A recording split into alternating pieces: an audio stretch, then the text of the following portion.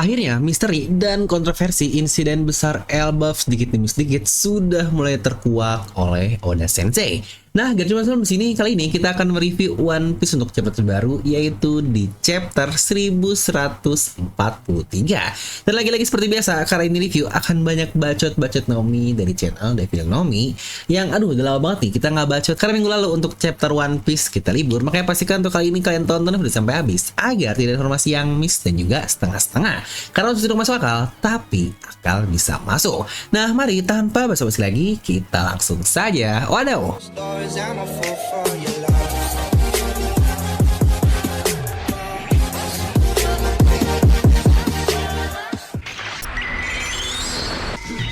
Nah, di mana judul untuk chapter kali ini adalah God Snake, dan seperti janji Oda juga dia akan memberikan color sprite di chapter kali ini, di mana seluruh kru topi jerami sedang balapan menggunakan Flying Fish Rider, dan tentu saja top 3 kita sudah sangat jelas sekali jika itu adalah Luffy, Zoro, dan Nami yang memang menjadi 3 karakter utama One Piece yang menjadi favorit dari Oda Sensei. Di mana bahkan jiwa kompetitif Zoro sama Luffy mah ya nggak usah ditanya lah, Oda pun tunjukkan hal itu di satu cover story kali ini. Dan untuk Jinbei sendiri terlihat dia berada di urutan paling belakang tanpa menggunakan Flying Fish tersebut, karena lagi-lagi seperti yang pernah kita dapatkan juga sebelumnya, dikatakan kalau Flying Fish jauh lebih cepat dibandingkan manusia ikan biasa, dan satu-satunya yang lebih cepat dari mereka hanyalah Putri Duyung saja.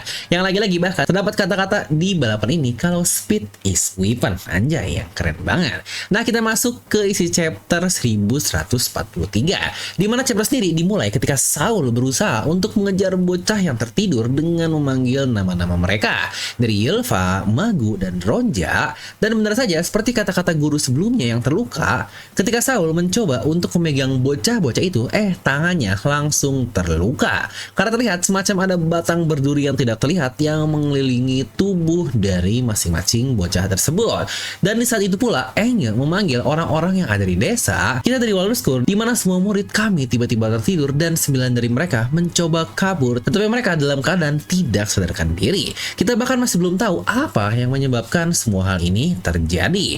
Di mana di desa barat tempat pesta terjadi sebelumnya, mereka pun mendengar kata-kata dari Enga tersebut, di mana terlihat ada Dory, Brogy, Nami yang semuanya dalam keadaan kaget. Enga pun dia menambahkan lagi, kalau tidak hanya itu, karena terdapat juga banyak monster misterius yang datang dari area hutan, dan anak-anak sepertinya berjalan menuju ke batang nomor 8. Yang menariknya, di mana sini pun terlihat Jalul berkata yang sambil dalam keadaan mabuk yang aduh ini bahkan semuanya benar-benar tidak sadar. Dia berkata kalau sepertinya si bocah lucu Ylva yang cewek ini adalah cucu dari Jarul, yang pantas saja cukup banyak kan Oda meng-highlight satu karakter bocah lucu Ylva ini. Dan tepat pada saat itu juga, saat api dari petir Loki ini sebelumnya muncul, disitulah terdapat Svalar yang ternyata berisi pemadam kebakaran dari Pulau Elbaf. Yang gila banget kan, damkar ini selalu gercep banget ya dibanding instansi-instansi sebelah yang aduh itu mah jangan ditanyakan lah. Namun tiba-tiba di saat damkar ini sedang menuju ke lokasi dari api, mereka melihat ada monster tengkorak super raksasa yang sebelumnya kita lihat juga yang sepertinya bernama Draugr ini, yang itu adalah hasil dari impian buruk anak-anak yang dalam keadaan tertidur. Dengan mudahnya monster tersebut menampar Svalar dari damkar hingga akhirnya terjatuh dan berpindah ke lokasi dari God Snake. Di sini pun Summer sangat senang sambil berkata, "Hahaha, kalian lihat kan wajah para raksasa itu ketika melihat duri keluar dan kesakitan. Apa-apaan ekspresi yang lucu itu? Bukankah cinta adalah mawar beserta juga dengan durinya? Semakin kau mencintainya, semakin dalam juga kau akan memegang duri tersebut." Gillingham pun sepertinya menjawab, "Bukankah akan lebih baik kalau orang-orang itu datang? Aku menyukai permainan ini." Dan Somers pun menjawab lagi, "Jika mereka mencoba meluk anak-anak mereka, maka duri-duri tersebut akan menghancurkan tubuhnya." Yang bahkan bocah-bocah itu pun tidak akan mau melihat hal tersebut terjadi, yang ketika mereka sadar bahwa orang tua yang mereka cintai akan mati di depan mata mereka. Yang ternyata duri-duri yang kita lihat terlapisi dalam tubuh anak-anak yang dalam keadaan tertidur adalah kemampuan dari Saint Somers, karena dikatakan dia memiliki buah iblis Tontor Nomi atau ya buah iblis duri lah. Yang menariknya juga terlihat di sini kalau ketiga God Snake sedang makan fancy di tengah hutan nih dengan santuy seperti itu sambil mereka mengobrol. Oh ya, ngomong-ngomong, kemampuan duri ini apakah juga cukup mirip dengan kemampuan kemampuan dari Miss Double Finger di Baroque Works ketika Alabasta lalu. Yang bukankah cukup serupa, tapi mungkin bedanya kalau untuk Miss Double Finger dia ini become ya, karena seluruh tubuhnya menjadi duri, tetapi sepertinya untuk kemampuan dari Somers dia dapat menciptakan duri dan bahkan membuatnya tidak terlihat. Yang menariknya lagi, kalau kita lihat pakaian Somers sebelumnya, terdapat mawar di pakaiannya tersebut yang sepertinya itu menjadi bagian dari kemampuannya.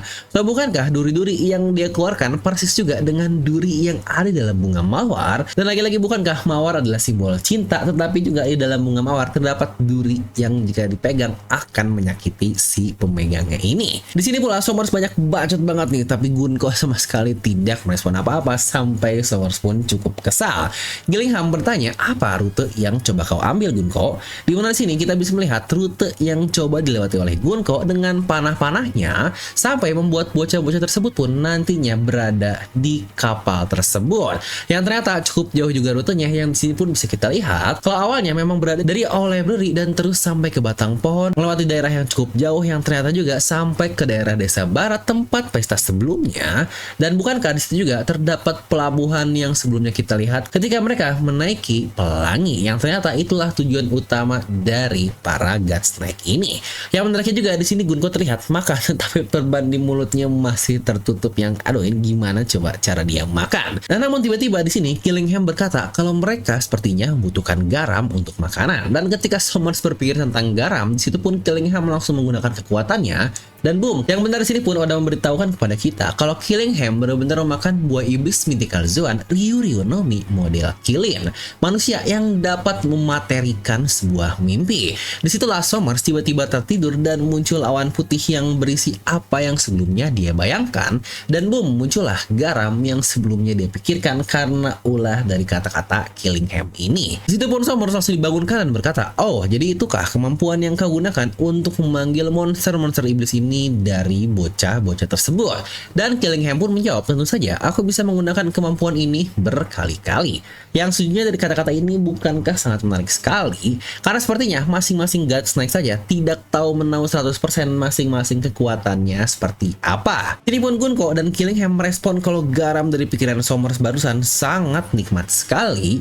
Dan Gillingham berkata kalau kapal-kapal yang ada di pelabuhan itu sudah pasti kapal untuk raksasa, dan dengan itu kita juga bisa membuat pelangi kita sendiri menggunakan pental. Dan dari situ lalu kita akan sampai ke Mary Joyce, dan yang sini pun Somers sangat kecewa dengan berkata, apa-apaan permainan ini ternyata sangat mudah sekali. Di sini Gunko pun berkata, hey Somers, jangan lengah sedikit pun. Masalah bisa saja terjadi karena aku melihat kapal bajak laut yang berjangkar di daerah desa, dan itu adalah kapal dari seorang Yonkou, Luffy, si topi jerami, yang berarti saat ini dia berada di Pulau Elbaf. Di situ pun mereka sadar kalau rute yang diambil bocah-bocah itu ternyata melewati api yang baru saja tercipta akibat hantaman Ragnir Loki sebelumnya, yang ternyata di sini sudah menyebar dan sangat-sangat besar sekali. Yang lagi-lagi wajar lah, itu adalah kayu, batang pohon, dan kena api, ya udah gampang menyebarnya. Mereka pun bahkan lanjut dan berkata dengan santai, ya kalau mereka mati ya udahlah, kita tinggal lanjutkan lagi dengan batch bocah-bocah selanjutnya yang wah ini para Tenryubito sangat bangsat sekali. Kita berpindah ke tim Luffy dan juga tim Loki, di mana Hajrudin terlihat sangat kesal, namun sini Loki pun tetap menjawab, ayo lakukan sesuatu Hajrudin, tidak mungkin kau bisa menghentikanku. Tidak ada dari kalian yang bahkan bisa mengangkat Ragnir. Yang sepertinya ini benar kan dengan kata-kata kita di review sebelumnya, karena kemungkinan besar untuk Ragnir ini ukurannya sangat besar sekali, yang jauh lebih besar dibandingkan ukuran ras Elbaf. Karena jangan lupa untuk Loki, dia adalah ras raksasa kuno yang jauh lebih besar, jadi wajar lah dia bisa menggunakan palu Ragnir tersebut. Dimana Gert pun dengan muka khawatir berkata, kita tidak bisa membiarkan kau membawa orang-orang di Sunworld menjadi korban Loki. Dan Loki pun menjawab, oh tentu saja akan ada korban, toh bukankah api sudah menyebar? Jadi sekarang pilihlah menyerah dan lepaskan aku, atau kau akan melihat semua orang lemah mati di Sunworld. Dimana Sanji pun bingung dan bertanya kepada Luffy, apa-apaan masalah monster raksasa ini? Dan Luffy pun menjawab, dia terluka dan kita harus menolongnya. Dan ketika Hajrudin akan menuruti kata-kata Loki, Zoro pun sini berkata, Hajrudin jangan terkecoh olehnya. Dan Luffy pun berkata, baiklah sepertinya tidak ada pilihan lain. Aku berjanji jika kau melakukan apapun, akulah yang akan menjatuhkanmu. Hajrudin pun di sini mengingatkan Luffy jika mendekat maka dia akan tersengat oleh listrik dari palu raksasa tersebut ya. Untuk ini kita tahu lah ya, karena Luffy ini anti sengatan listrik. Dimana Loki sudah bersiap untuk mengangkat kembali Raknirnya dan petir pun bahkan berkumpul di palunya tersebut. Garp pun berkata tidak ada jalan mundur dari semua ini. Berhentilah Loki, pikirkan anak-anak yang ada di desa. Dan Zoro pun lagi-lagi memperingati Luffy. Hei Luffy, apa kau bisa menghentikannya dengan pelan-pelan saja? Lukanya tetap saja nanti akan terbuka lagi. Yang sepertinya Luffy ngeh dengan kata-kata Zoro karena dia pun terlihat cukup kaget dan Loki pun sadar sambil berkata, sepertinya aku kalah di ronde ini. Dan Luffy pun hanya memukulnya menggunakan tinju peringan yang bahkan mungkin hanya terlihat seperti mencolek tubuhnya saja dan Loki langsung jatuh begitu saja. Zoro pun berkata kalau Loki sudah benar-benar dalam keadaan kritis, mungkin berdiri saja sudah sangat berat bagi dirinya, apalagi menggunakan semua kekuatannya. Yang nice try banget nih untuk Loki. Dia mungkin akan mencoba mencari tempat pingsan setelah dia kabur.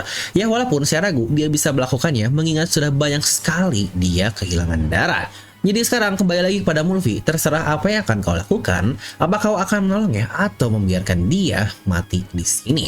Yang wah ini gila banget sih, Zoro yang diem-diem cuek kayak gitu, dia sangat peduli dan sangat memperhatikan kalau Loki walaupun dalam keadaan sok kuat, ngebluffing seperti itu, tapi dia tetap santai karena tahu Loki sebenarnya dalam keadaan yang terpojok, toh dia terluka sangat parah. Ini juga nih yang jadi pertanyaan kita sebelumnya, bukankah hebat banget Loki dengan luka separah itu bisa berdiri dan tidak hanya berdiri tetapi bahkan memukul Raknirnya.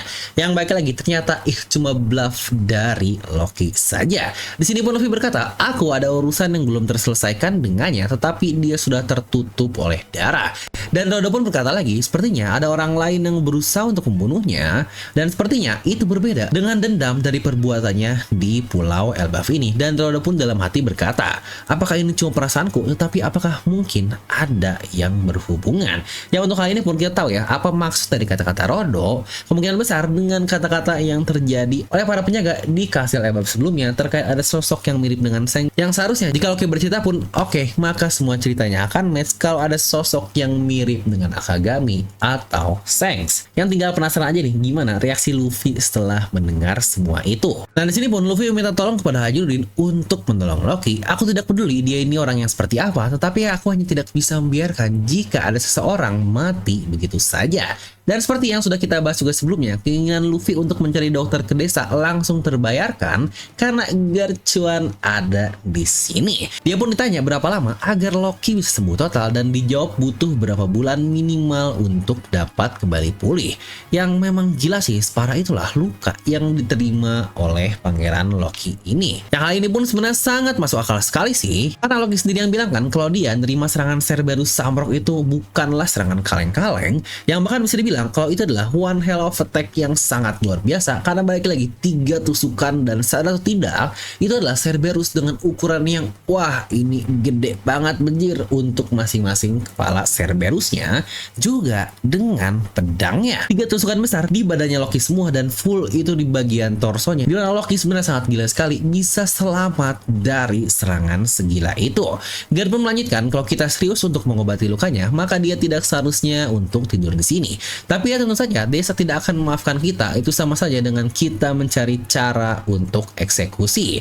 Kebencian mereka sangat-sangat dalam sekali, tapi ya balik lagi yang kita bicarakan di sini adalah sampah yang memang tidak bisa dimaafkan. Yang lucunya semua borgol Loki di sini terlihat terpasang lagi di kedua tangannya dan juga bahkan untuk kaki-kakinya pun semuanya kembali dipasang. Di bagian bawah Loki dia ditidurkan di pasangan kayu-kayu potongan ya lagi-lagi sepertinya agar tidak terhampar di es kali ya, karena baik lagi dia ini dalam keadaan sekarat. Tapi kayaknya ini si borgolnya dibikin lebih halus dibandingkan sebelumnya ya, karena sebelumnya itu padat banget nih, bahkan Loki tidak bisa bergerak sedikit pun. Di sini sepertinya jauh lebih fleksibel untuk bagian borgolnya. Luffy pun di sini merespon dengan bilang kalau tanduknya benar-benar nyata ya, dimana dia dengan santuy bahkan duduk di atas tanduk dari Loki, dimana Hajrudin pun berkata kalau itu adalah tanda dari ras raksasa kuno yang sama seperti ayah kami yaitu Harald. Dan di sini kita mendapatkan sedikit flashback dari keduanya, dimana Hajrudin kecil dan Loki walaupun beda 18 tahun, tetapi Loki lebih besar ukuran dibandingkan Hajrudin ini, yang lagi-lagi dia ini ras raksasa kuno yang sangat berbeda dengan Hajrudin yang hanya ras elbaf biasa. Terlihat pula siluet dari King Harald dengan tanduk yang masih terpasang. Wah, ini sangat-sangat gagah sekali bentukan dari King Harald. Benar-benar real banget, terlihat sosok yang sepertinya sangat-sangat kuat sekali, dan dia pun berkata kalau kalian berdua adalah putraku yang sangat berharga. Aku ingin kalian berdua bisa akur ketika aku pergi dan lakukan apa yang kalian bisa untuk mensupport Elbaf. Dan kita lihat lagi momen Loki yang bertarung lawan Hajrudin, di mana ya Hajrudin pun terdampar kalah yang di belakangnya. Sepertinya raksasa Elbaf yang lain menyoraki sparring yang sedang terjadi tersebut. Loki berkata, bagaimana sosok lemah ini mau disebut sebagai kakakku? Kau hanyalah anak haram, kau tidak akan mewarisi tahta dari ayah. Hajrudin, semua orang tahu kalau ibumu berdarah kotor. Ya, wah, ini bocah kata-katanya sangat jahat sekali. Menariknya, ternyata Loki dari kecil dia sudah tertutup untuk bagian matanya. Yang lagi-lagi kenapa ya Oda membuat plot seperti itu yang seakan-akan ada hal penting di bagian mata dari Loki? Karena ketika Loki dalam keadaan terdampar sakit sekarang saja matanya tertutup walaupun topinya terbuka, dan ternyata dari kecilnya juga kalau matanya sudah tertutup. Dan menariknya juga senjata yang digunakan Loki ketika dia masih kecil adalah Kanabo yang cukup mirip dengan yang Kaido gunakan. Dan di sini pun Hajrudin yang mengingat flashback tersebut pun mengangkat kapak dan berusaha untuk menebas Loki di bagian lehernya, tetapi lagi-lagi semua elbaf lain pun mencegah Hajrudin. Hajrudin berkata, tidak mungkin aku bisa memaafkannya. Dia menghina ibuku dan bahkan membunuh ayah kita. Loki pun ternyata dia sudah bangun dan berkata, sudah, lakukan saja apa yang akan kau lakukan. Permasalahan pejuang-pejuang ini pun sudah semakin kolot. Kau terlalu dimabukkan oleh permasalahan pribadi, kau bahkan tidak bisa melihat pohon di dalam hutan. Ya oke, ini kata-kata yang sebenarnya sangat menarik dan ada perumpamaan juga di balik kata-kata itu. Ya walaupun mungkin ada sedikit kesalahan di balik translate ini, karena dikatakan you can even see the forest for the trees, yang seharusnya you can see the trees in the forest. Dimana perumpamaan ini lebih memiliki arti kepada seseorang yang terlalu fokus sama detail-detail kecil atau di bagian ujung-ujungnya saja, tetapi dia tidak bisa melihatnya dengan lebih luas, atau mungkin dalam kata lain orang tersebut tidak bisa melihatnya dari helikopter view untuk menyelesaikan masalah yang ada karena dia terlalu detail. Padahal seharusnya ada POV atau perspektif yang lebih luas yang bisa kita lihat, dan itulah kata-kata luar biasa Loki kepada Hajrudin. Dan di sini pun Loki melanjutkan, jangan bilang kau sama seperti orang-orang yang lain berpikir bahwa aku benar-benar membunuh ayah kandungku sendiri. Kau tidak benar-benar berpikir seperti itu kan? Yang wah, ini kata-kata yang sangat luar biasa dari Loki. Loki dalam keadaan full terluka, terbaring dan makan mata dalam keadaan tertutup yang kita masih belum tahu alasannya dari Oda. Tetapi kata-kata dan semua acting, semua perbuatannya, wah ini Loki cocok banget jadi satu karakter yang sangat-sangat penting sekali. Tapi yuk mari kita coba analisis dulu apa yang akan terjadi terutama dari kata-kata Loki. Tapi sebelum itu kita akan bahas dulu tentang judul chapter ini, yaitu kemampuan dari para God's Knight. Setidaknya lagi-lagi kita mendapatkan 3 kekuatan yang sudah dibahas juga di review chapter sebelumnya, yang ternyata ada sedikit kesalahan prediksi guys, yang awalnya kita kira kalau SummerSlam sumber mimpi buruk tersebut dapat diimplementasikan dan Gillingham yang bikin tidur, tetapi ternyata semua kekuatan itu dimiliki oleh satu orang doang. Yang wah ini gila banget sih, Gillingham yang awalnya terlihat culun tidur begitu saja ternyata kemampuannya sangat OP banget. Ya memang sih untuk Summer sendiri kita belum ada clue apa-apa terkait kemampuannya di chapter-chapter sebelumnya. Jadi siapa coba yang bakal ngira kalau dia memakan buah iblis duri. Dan terkait Gillingham ini menurut saya ini kekuatan yang sangat-sangat menarik sekali. Dia bisa mengekstrak apapun dari mimpi orang, makanya namanya adalah materialist dream atau mungkin mematerialisasikan mimpi yang ada atau dari sesuatu yang tidak ada menjadi hal yang nyata. Seperti bagaimana kita melihatkan di saat Sommers mikir garam dibuat tidur dan boom muncullah pikiran tersebut menjadi nyata, yang sejujurnya ini adalah kemampuan yang sangat-sangat OP sekali karena yang berarti dia dapat menciptakan sesuatu dari ketiadaan menjadi sebuah keadaan. Yang bukankah kemampuan ini sangat jarang sekali Oda tunjukkan ada di serial One Piece ini. Yang bahkan awalnya pun saya mikir di saat orangnya bangun berarti efek kekuatannya bakal hilang begitu saja. Tetapi ternyata tidak seperti itu juga guys, karena kita langsung dapatkan jawabannya di chapter ini, yaitu garamnya masih bisa mereka makan bahkan setelah Somers dalam keadaan tersadar. Yang berarti untuk anak-anak Elbaf pun akan persis sama, ketika mereka bangun ya udahlah nggak ngaruh apa-apa, si monster-monster itu bakal tetap ada. Cuma yang jadi pertanyaan, monster hasil ekstrak mimpi itu apakah kekuatannya juga hanya sebatas bayangan si mimpi anak atau bahkan bisa serupa seperti aslinya?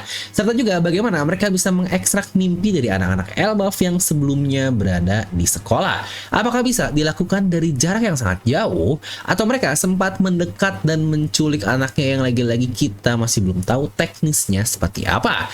Ya sama lah seperti duri-duri Somers juga yang ditanamkan di tubuh bocah-bocah itu, kita masih belum tahu bagaimana semuanya akan terjadi. Ya walaupun untuk plot jangka panjang memang cukup menarik sih, karena nggak mungkin lah ya se-Elbaf bakal diem aja anak-anak mereka diculik seperti itu. Bahkan ada Luffy dan yang lain-lainnya pun tidak akan membiarkan hal tersebut, terutama Nami yang sangat mencintai anak-anak. Yang apakah juga akan terjadi pertempuran sengit melawan ketiga Gunsnack doang, yang baik lagi ini cuma 3 orang Gunsnack doang melawan satu desa dari Elbaf. Tapi di satu sisi plot juga kalau anak Elbaf ini berhasil dibawa ke Mary Joyce, itu pun menurut saya akan cukup menarik karena membuat Luffy dan yang lain-lainnya perlu untuk terpaksa pergi ke Mary Joyce, yang setidaknya saya sendiri masih belum menemukan nih plot atau perselisihan di antara Luffy dan juga Imo, yang semoga saja dengan Mary Joyce terlibat, Luffy akan punya masalah langsung dengan para petinggi-petinggi pemerintah dunia ini. Ya lagi-lagi bagaimanapun plotnya saya rasa akan cukup menarik, jadi mari kita tunggu saja akan Oda bawa kemana. Dan terakhir tentang kata-kata dari Loki, sebenarnya ada poin menarik juga nih dari perlakuannya yang menghantam Draknir dan menciptakan api di daerah Sunward dengan bilang kalau korban memang dibutuhkan. Yang sadar atau tidak, api-api besar itu malah bisa menjadi semacam penyelamat nih untuk menghancurkan atau mungkin menghalau monster-monster yang ada di daerah Sunward tersebut. Ya walau mungkin si tengkorak raksasa malah lebih ke arah berjalan menuju ke desa, dan dari kata-kata Loki terakhir, seharusnya kau tidak seperti orang lain, kau tidak benar-benar berpikirkan kalau aku membunuh ayah kandungku sendiri, Hajrudin, yang wah ini gila banget. Kalimat simpel, tetapi entah kenapa kalau Loki yang berkata seperti memiliki impact yang kuat dari tiap perkataannya. Hajrudin yang mendengar itu pun terlihat sangat kaget. Apakah dia juga cukup meragukan hal tersebut atau bagaimana, kita masih belum tahu nih. Tetapi yang jelas dari kata-kata ini, Loki secara nggak langsung bilang kalau bukan saya lah pembunuh dari ayah kita ini. Yang kok bisa membuat kesimpulan demikian, yang oke, ini sebenarnya sudah pernah dibahas berkali-kali di review-review paper sebelumnya, tapi untuk ini karena kita mendapatkan fakta baru akan coba kita trace ulang. Dimana ada situasi mencurigakan nih dari Loki yang di frame sangat buruk, seperti merusak negeri lah, membunuh sang raja lah, dan segala macamnya. Dan juga dari timeline, dia ditangkap 6 tahun lalu di lautan oleh Shanks, dan 13 tahun lalu lah insiden kematian dari King Harold dan kehancuran kastil pun terjadi. Yang berarti kenapa Loki perlu menunggu selama 50 tahun dari waktu dia lahir sampai satu insiden besar membunuh ayahnya pun dilakukan? Kenapa harus dalam waktu yang cukup lama? Serta kalau Loki memang sejahat itu, kenapa semua yang kita ketahui tentangnya hanyalah tentang prank dan prank saja, terbatas di bagian sana, dan tidak ada insiden di mana Loki membunuh rakyat Elbaf seperti contohnya sebelumnya Big Mom yang membunuh tetua Jarul, yang bahkan dia pula punya kemampuan untuk menghancurkan Elbaf dengan traktirnya. Tetapi kenapa lagi-lagi Loki tidak melakukan hal tersebut ke pulau dari Elbaf ini? Yang berarti Loki memang tidak pernah berniat untuk membunuh rakyat sendiri. Apalagi kalau dari ukuran, bukankah Loki jauh lebih besar dan jauh lebih kuat, yang cukup mudah baginya kalau mau membunuh orang-orang di sana seperti Hajrudin, apalagi dengan semua teman-temannya yaitu Ger, Goldberg, dan yang lain-lain. Tetapi kenapa dia tidak melakukan hal itu? Dan bahkan dia pula kenapa bisa-bisanya berteman dengan monster-monster binatang yang ada di Underworld? Yang dengan kata lain berarti dia pula bukan sosok jahat yang suka menyiksa binatang. Semua hal inilah yang bikin saya penasaran kenapa Loki bisa di framing sebagai seseorang yang bunuh ayahnya. Kok rasanya janggal aja ya, dari sebuah prankers doang tiba-tiba menjadi seorang pembunuh. Dan dari berbagai plot yang ada, ya semakin terjawab lah kalau sepertinya itu semua terdapat satu fakta unik lain yang akan terungkap kebenarannya di balik peristiwa 13 tahun yang lalu tentang kematian dari raja yang sangat mereka cintai, yaitu King Harold. Dan juga nih masih ada alasan kenapa Oda menunjukkan siluet King Harald, karena apakah kita akan mendapatkan salah satu flashback yang cukup lama lagi, bentar lagi, tentang insiden tersebut. Ya lagi untuk kali ini kita perlu menunggu saja, tetapi setidaknya dari cara Loki yang ditreat dan ditolong oleh Luffy dan yang lainnya, rasanya tidak ada alasan lagi sih bagi Loki untuk menghajar semua orang-orang ini. Atau bukankah selain dia masih dalam keadaan terluka parah, dia pula bahkan ditolong oleh semuanya, yang ngapain juga coba Loki harus membunuh orang-orang ini. Tapi lagi-lagi bagaimana kira-kira plotnya menurut kalian di masa depan? Coba tuliskan pendapat kalian di kolom komentar di bawah. Nah, jadi itulah untuk satu video kali ini. Yang jujur sih, walau simple dan singkat, tetapi wah, peran Loki walaupun dikit di chapter ini sangat-sangat mantap sekali. Jadi lagi-lagi akan saya kasih nilai 9 dari skala 10. Menurut kalian berapa? Coba tuliskan di kolom komentar. Dan yang penting juga, kalau minggu depan One Piece tidak libur, jadi kita akan langsung mendapatkan apa nih jawaban dari Loki dan mungkin juga dengan Hajrudin. Makanya biar tidak ketinggalan dengan semua info-info One Piece, jangan lupa untuk subscribe dan juga nyalakan bel notifikasinya. Dan buat kalian juga yang ingin topi nikah ini nih, ada yang warna putih dan juga ada yang berwarna hitamnya. Buat yang kalian pingin, nanti tag produknya akan saya simpan di video ini ya, karena untuk stoknya terbatas dan ini pun lagi masa cuci gudang nih untuk lebaran di tahun ini. Jadi buat kalian pingin langsung buruan pesan melalui Shopee juga sekarang. Nah, jadi itulah untuk video kali ini. Like aja kalian suka, dislike kalau suka, jangan lupa untuk subscribe dan juga share ke teman kalian. Gue Devil pamit and I'll see you guys next time.